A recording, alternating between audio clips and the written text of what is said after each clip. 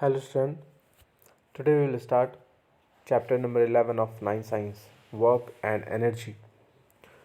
In this chapter first we will try to discuss about work, then we will discuss energy. In this video we will try to discuss about the work. All the living beings need food and living beings have to perform basic activities. These activities known as life processes. They need energy for these processes, and this energy comes from food. We already know this. And we need energy for other activities like playing, jumping, singing, reading, writing, thinking, cycling, running. So all these activities are not considered as a work, even though we require the energy for all the activities. Work, what is work? There is a difference in the way we use the term work in day to day life and the way we use it in science. To make this point clear, let us consider a few examples. ये सारी activities reading, writing, playing, singing, सारी activities में energy की required होती है और हम tired थक भी जाते हैं, बट सारी एक्टिविटीज़ वर्क नहीं कंसिडर होती हैं. वर्क की साइंस में अलग डेफिनेशन है, वही हम जानने की कोशिश कर रहे हैं. Not much work in a spirit of working hard. There is a one girl is preparing for examination. She spent a lot of time in studies. She reads book, draw diagrams, organize her thoughts, collect questions paper, attend classes, discuss problem with her friends, and perform experiments. She expend a lot of energy on these activities. She in common parlance she is working hard. Common language में उसको बोल सकता हूँ कि she is working hard. All these hard work may involve very little work. If we go by the scientific definition of work, you are working hard to push a huge rock. Let us say the rock does not move despite all the effort. तो ये ऐसा ही है जो वो बच्चे काम कर रही है, जो गर्ल काम कर रही है, कि वो ड्राइंग कर रही है, रीडिंग कर रही है, क्वेश्चन पेपर तैयार कर रही है. All the things she is doing means she is doing hard work. But scientific language में इसको हम वर्क नहीं बोलेंगे, क्योंकि किसी भी चीज़ का डिस्प्लेसमेंट नहीं हो रहा. जैसे कि आप किसी हैवी रॉक को पुश करते हैं और वो रॉक अपने प्लेस से नहीं हिलता है, that mean you have not done any work on the rock, as there is no displacement of the rock. क्योंकि रॉक में कोई भी डिस्प्लेसमेंट नहीं हुआ है, तो आपने कोई भी काम किया ही नहीं. दैट मीन जैसे you stand still for a few minute with a heavy load on your head. अगर आपने कोई हैवी लोड रखा अपने सर पे और आप खड़े हैं, यू गेट टायर्ड, आप थक जाएंगे बहुत टाइम के बाद. You have exerted yourself and have spent quite of bite of your energy. तो आपने क्या कर दिया है, बहुत सारे एनर्जी भी, क्योंकि आप थक रहे हैं. That mean you are spending your energy. Are you doing work on the load? The way we understand the term work in science, work is not done. आपने कोई भी काम नहीं किया उस लोड पे, क्योंकि लोड में कोई डिस्प्लेसमेंट नहीं हुआ, वो जहाँ था वहीं पे है अभी। तो इस एक्टिविटी में कोई भी वर्क नहीं हुआ है। तो ये सारी चीज़ें हैं जो वर्क को डिफाइन करती हैं। मीन्स आप जिस ऑब्जेक्ट पे वर्क कर रहे हैं उसमें डिस्प्लेसमेंट होना चाहिए। तो इस साइंटिफिक कंसेप्शंस को समझते हैं वर्क का, scientific conception of work to understand the way we view work and define work from the point of view of science. Let us consider some situations. Push a pebble laying on a surface. The pebble moves through a distance.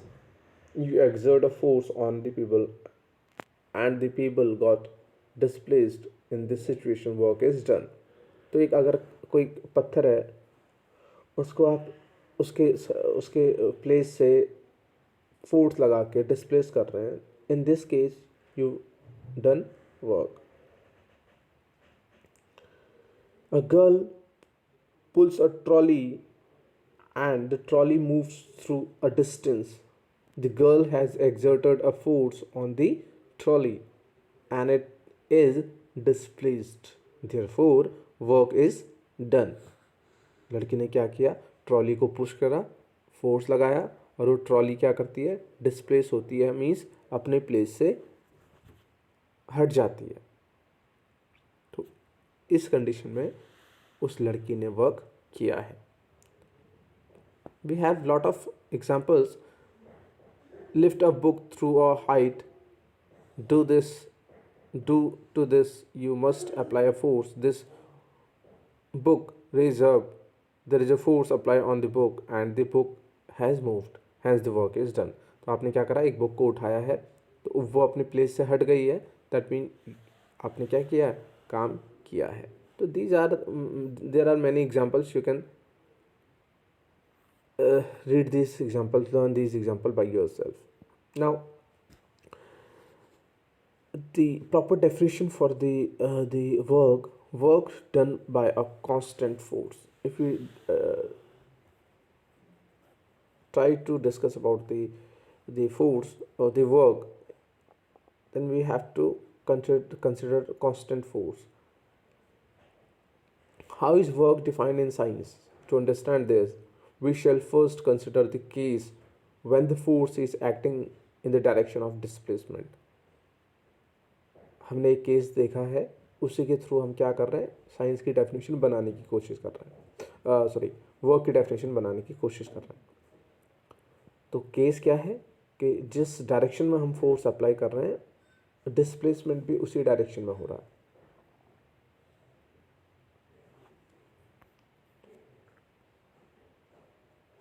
आप देखेंगे अगर आपने force इस direction से लगाया है, means इस direction से आप यहाँ ऐसे फोर्स लगा रहे हैं, आपने फोर्स ऐसे लगाया तो ऑब्जेक्ट भी ऐसे ही मूव करेगा. ऑब्जेक्ट भी ऐसे ही मूव करेगा. आपने फोर्स लगाया इस डायरेक्शन में, ऑब्जेक्ट भी इस डायरेक्शन में जाएगा.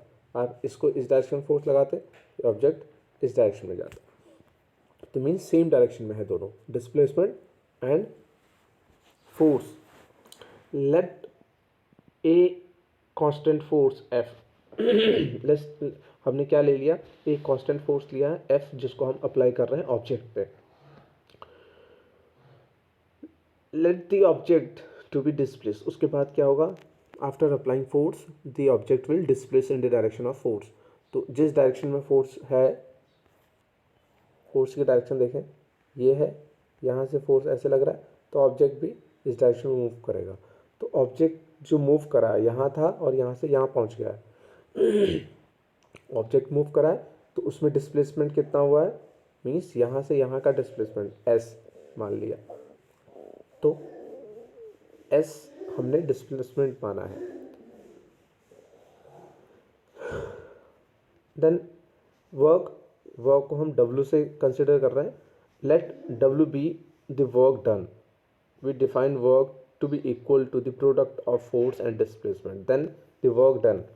वर्क किसके बराबर होगा, प्रोडक्ट के बराबर होगा, फोर्स जो लगाया था हमने और जितना डिस्प्लेसमेंट हुआ है एस. तो work W is equal to F into S, W is equal to force into displacement, आप ऐसे बोल सकते हैं, या the product of force and displacement is work. Thus, work done by a force acting on an object is equal to the magnitude of the force multiplied by the distance moved in the direction of the force, means displacement. Work has only magnitude, not direction. Work में सिर्फ magnitude होता है, direction की बात हम नहीं करते work में.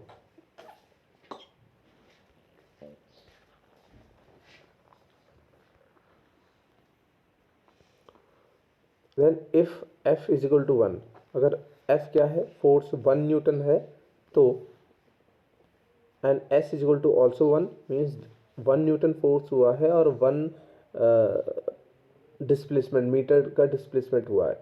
1 न्यूटन फोर्स आपने लगाया और ऑब्जेक्ट 1 मीटर दूर गया है.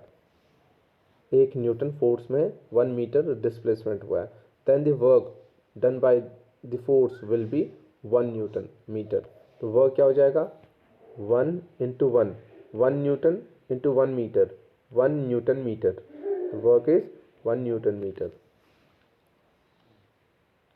कभी कभी आपसे पूछ लिया जाता है question, what do you mean by 1 newton work, then when 1 newton force acting on an object, and object will move in object move 1 meter, so the work is 1 Newton meter. Here the unit of work is Newton meter. तो जो work है उसका unit क्या हो जाता है, newton metre. तो newton metre को क्या बोलते हैं, जूल भी बोलते हैं. So 1 joule work 1 newton metre, newton metre के प्लेस पर आपने जूल रखा है, 1 joule. Then 1 joule means 1 joule work means when we apply 1 newton force and object move 1 metre. 1 newton force में 1 मीटर अगर ऑब्जेक्ट जा रहा है तो उस वर्क को बोलेंगे 1 joule of work. You have a example question. A force of 5 Newton is acting on an object. The object displays 2 meter in the direction of the force. If the force act on the object all through the displacement, then work done is equal to force into displacement. Force is 5 Newton, displacement is 2 meter, then 5 Newton meter, or 5 into 2, 10 Newton meter or 10 joule. Hope you understood this.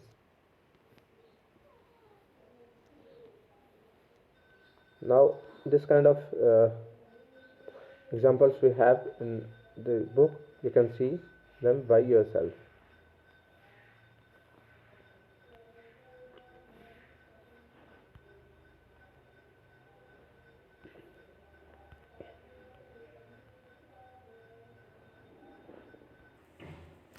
Now there is another situation.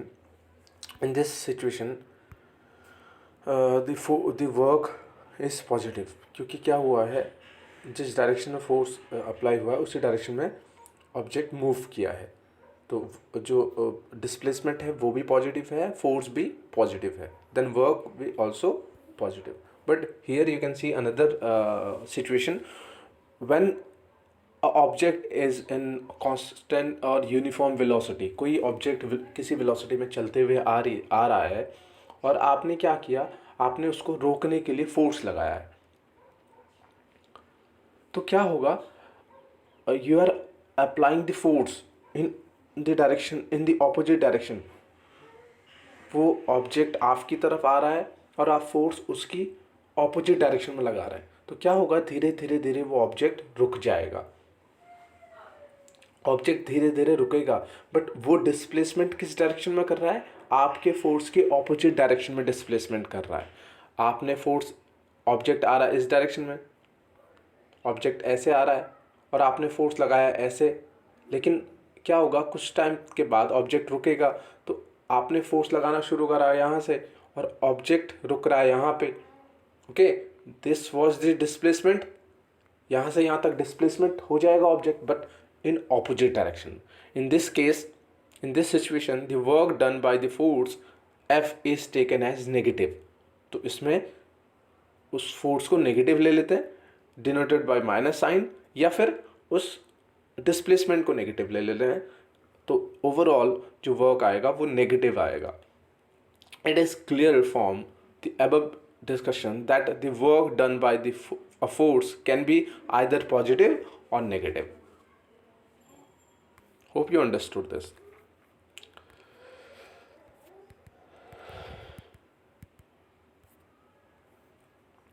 Now there is a numerical we have to do.